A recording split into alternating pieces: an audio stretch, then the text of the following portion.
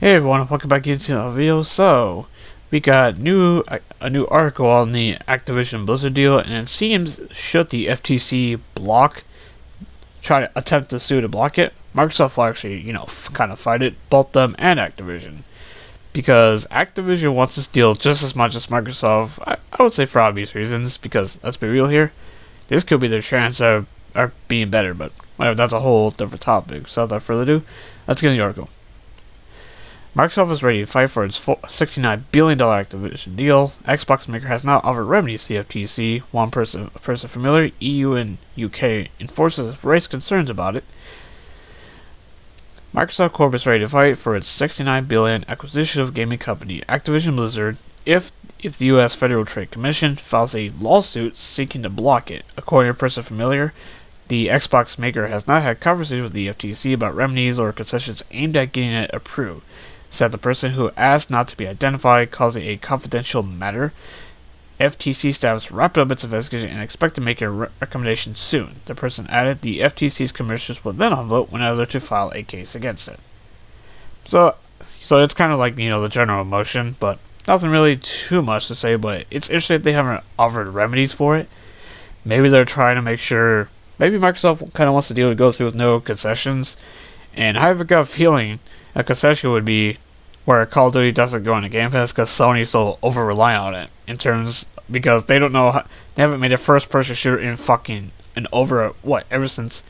Killzone Shadowfall, and that was 2013 if I remember correctly, so the launch of the PS4 I believe, and if I remember correctly that game wasn't received all that well if I remember correctly, but that's a whole different thing. Anyway, continuing. In the event the FTC tries to block it, Microsoft is gearing up to contest that decision in court, said the person who asked not to be identified, speaking about internal strategy. Bloomberg Intelligence antitrust analyst Jennifer, I don't know how to say that last part, said it wouldn't surprise her if the FTC files a lawsuit seeking to block it, but noted that a court fight would be hard for enforcers to win and Microsoft could prevail, though a legal battle could stretch beyond the deal's end date.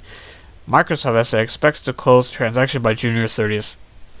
That's the end of their fiscal year, and they said that from the very beginning. Anyway, Microsoft's other option would be to abandon the deal in the face of FTC challenge. That's what the company did in 1995 when the U.S. government sued to block its acquisition of accounting software maker Intuit Inc., with Microsoft saying it does not want to contend with a long legal battle. Microsoft's best chance to win approval is to buy Activision is to persuade the Biden administration to accept a settlement in which it pledges it won't withhold its popular titles from rivals. But Biden's antitrust enforcers aren't fond of such agreements, especially after this month's Ticketmaster blow-up put the spotlight back on a failed 2010 Justice Department settlement with Live Nation Entertainment Incorporated. The FTC is taking an aggressive approach to mergers, especially when it comes to tech and digital markets, but it has not indicated whether it plans to sue to block it. In July, the agency sued to block Meta Platforms Inc. from buying virtual reality fitness app Within, claiming that the transaction could eliminate competition in a few markets, referring to it as a quote-unquote nascent market. For what they kind of mean by Microsoft's best chance, because let's be real, corporations buy our government. Let's be kind of real here. I don't want to get into it too political, but let's be real here. Politics will always be corrupt as long as money is involved. So, all the corporations buy out these politicians, to get stuff passed that the corporations want. There's so many. That's a whole nother shit show, though. But so if Microsoft were to kind of bribe Biden's administration, and I believe I remember hearing this that Microsoft is more friendly with the Democratic Party in terms of the U.S. government, so that could work in their favor. Should it go to the point where FTC could block it, and let's be real here, Microsoft will probably win it. But anyway, continuing. Microsoft and FTC declined to comment. Politico reported last week the FTC is likely to challenge it. The U.S. is at least one of 3 jurisdictions where regulators are raising questions about the blockbuster transaction, which would dramatically alter the video game landscape, vault Microsoft to the number 3 spot in the global games market behind Tencent and Sony. European and UK antitrust bodies have raised questions about another popular Call of Duty franchise. were made available to gamers on Sony's console, and whether the merger would allow Microsoft to take a dominant role in the burgeoning yet still tiny market for cloud gaming. Microsoft offered Sony a deal which it would make cloud games available on the PlayStation for a decade, although the companies would need to work out financial terms for that agreement, the person said. The software giant has advised regulators of these discussions but have not formally made a remedy proposal because the review process has not advanced to that stage yet. So there's really concern about the cloud service, but I mean there's kind of been evidence like where so many companies are trying to do their own cloud service, and there hasn't been much success outside of a select few. xCloud is one of them, obviously. GeForce Now is another one. Remember OnLive? You remember that? And Sony had their own called PS Now, and they didn't do shit with it for years until this year because they realized that, oh shit, we better. Microsoft is trying to kick ass with xCloud. We better make a competitor to it, and that's kind of what they did, which we kind of all know what happened there. But let's be real here. But so it's kind of interesting that regulators are so concerned about it when it's such a tiny percent. I guess they're trying to be concerned about it because it could be a big deal in the future, but that's kind of thing though. We don't know what's gonna happen in the next 5-10 years. Who the hell knows? Cloud gaming could take off like companies want, or it could fall flat on their face and cloud gaming will be held back, for the foreseeable future. Either way, we don't know. And personally, I don't give a crap about cloud gaming, but I realize that that's going to be a part of the future of gaming. It is what it is. But anyway, continuing. It doesn't make financial or strategic sense for Microsoft to keep the best-selling game franchise from PlayStation because more copies of the games are sold on PlayStation and Xbox, and because such a move would anger gamers in a way that could have negative impact for Microsoft. In fact, the acquisition wouldn't be financially viable for Microsoft if it cut off COD on PlayStation.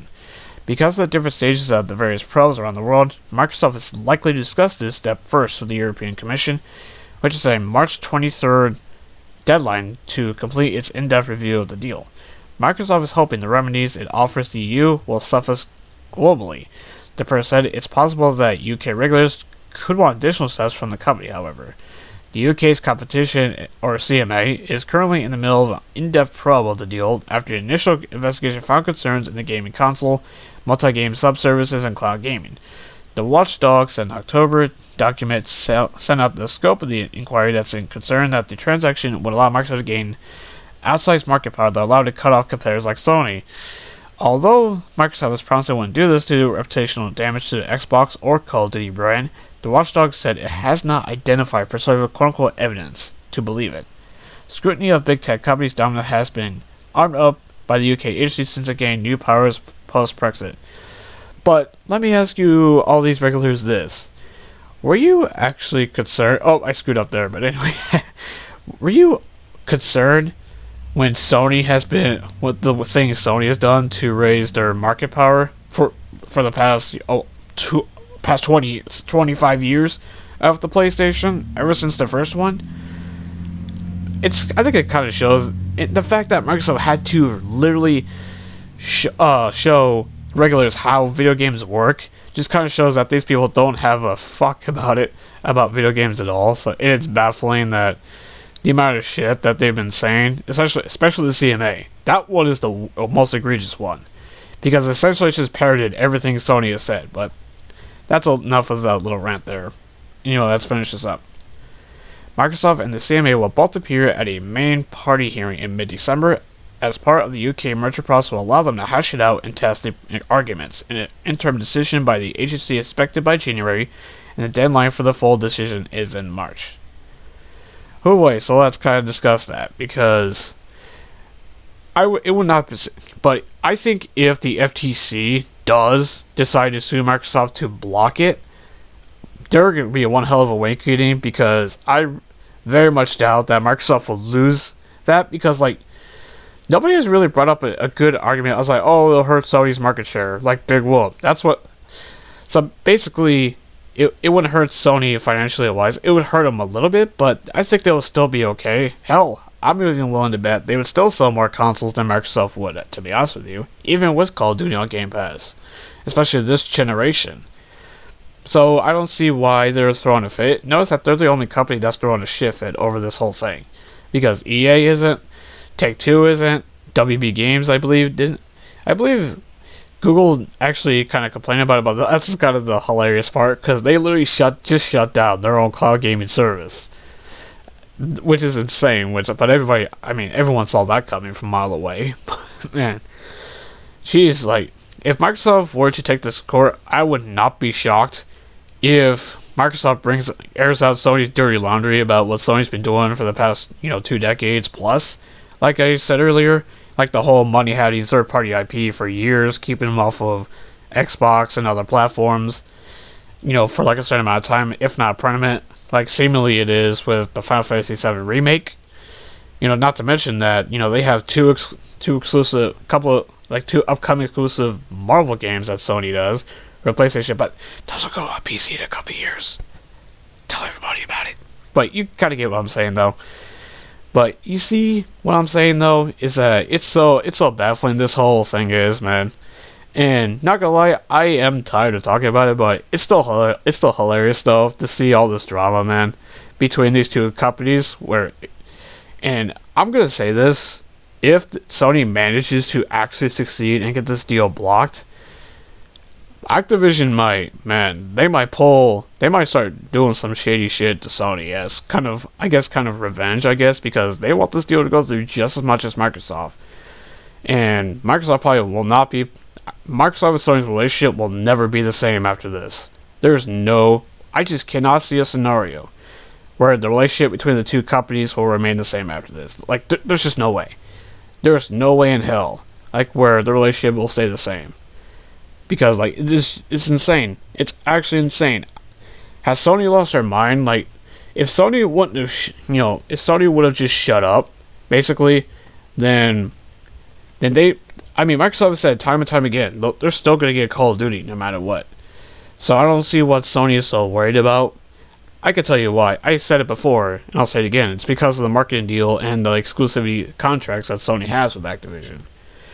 That seemingly is going to be going for, the next few years still? So probably maybe 2024 or whatever. Yeah, 2024. I believe that's when the year is the last one, I believe, of this current deal. If they manage to get this deal blocked, this might really make Microsoft even more aggressive than they already are. And they might be like, okay, we can't buy Activision? Fine, how about this? They start doing the whole money hiding shit that Sony does. And if that happens, Sony having nobody to blame but themselves, doesn't think it's going to happen. Again, I'm pretty confident this deal is going through no matter what. I'm like more than positive it's going to go through. I'll be surprised if it doesn't, but you can rest be assured. Hell, Microsoft, the only reason Microsoft wanted Activision, it wasn't for Call of fucking Duty. That's just, the cherry on top of the cake for them. They're mostly concerned about about King and Blizzard because they're trying to advance in the mobile and PC market. That's kind of the real reasons why Microsoft went after Activision, and Activision wants it too because they see it as a chance for the culture within that company to change, and it needs to. Really badly. Bobby Kotick needs to go. I think everyone is in agreement on that one. At least, I hope so.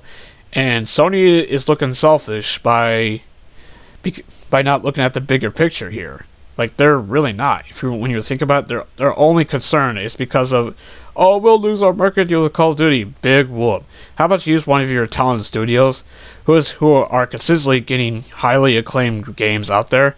How about using one of them to create your own first-person shooter? And if it's good, people will play it, especially since you're starting to put your games on both PlayStation and PC. There's a real chance, where if you have literally fucking Bungie, who made Halo, for crying out loud, okay? And they have a live service that has been consistently kicking ass the last several years in Destiny 2. Come on, I don't see what the big deal is with Sony. I really don't get the bitching. I really kind of don't. It's insane, man. But anyway, I'm kind of getting tired of talking about it, but it's also hilarious at the same time. So it would be really entertaining and interesting if it actually goes to court, because we could really see the dirty laundry of these companies, kind of air out for everyone to see. But at this point, who really knows what's going to happen now? But like I said, if the deal goes to court, it's going to be interesting to see what happens, because it's going to be hilarious, because the drama between the two companies is pretty hilarious. So, and the hypocrisy is off the charts from both companies. But like Microsoft was saying, oh, Sony makes better games than we do. I mean, in the last recent years, when you look at Metacritic scores, you could argue that. But then Sony's hypocritical, on the other side, because when they cry about exclusivity, when literally that's their whole business strategy is exclusivity, which is the traditional model and whatnot, and that's why they've been so slow on putting their games on other platforms like PC. You know what I mean? But that's a whole different thing for some other time. But it's gonna be interesting to see where this goes. Like I said before, but I think that's all I got to say about this article at this point. Very interesting, but we'll see what happens. Anyway, let me know what you think. Let me know down in the comment section below, and if you liked the video, and consider hitting that sub button so you do not miss any more videos regarding this or any other gaming news that I'm interested in, and I'll see you guys in the next one. Have a good one.